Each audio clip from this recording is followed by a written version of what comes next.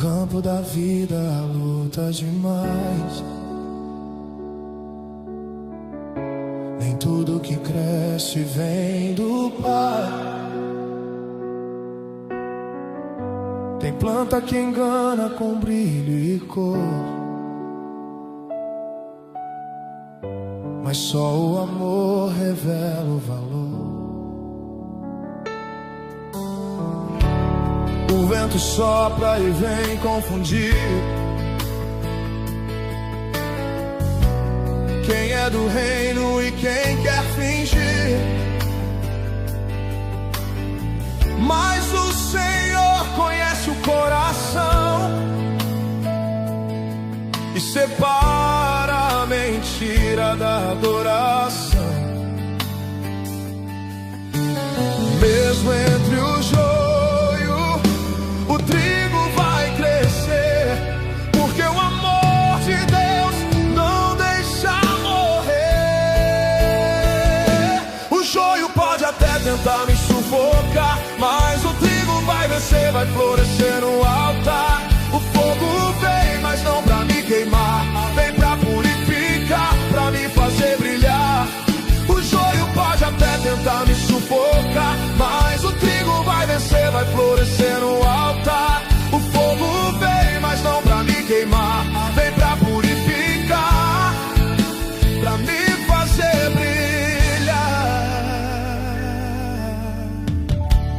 Nem todo aplauso é voz do céu. Tem quem louva e se perde ao léu, mas quem semeia em oração colhe frutos da santificação. No tempo certo Deus vai mostrar quem é de verdade, quem quis enganar. E o trigo puro vai resplandecer quando o rei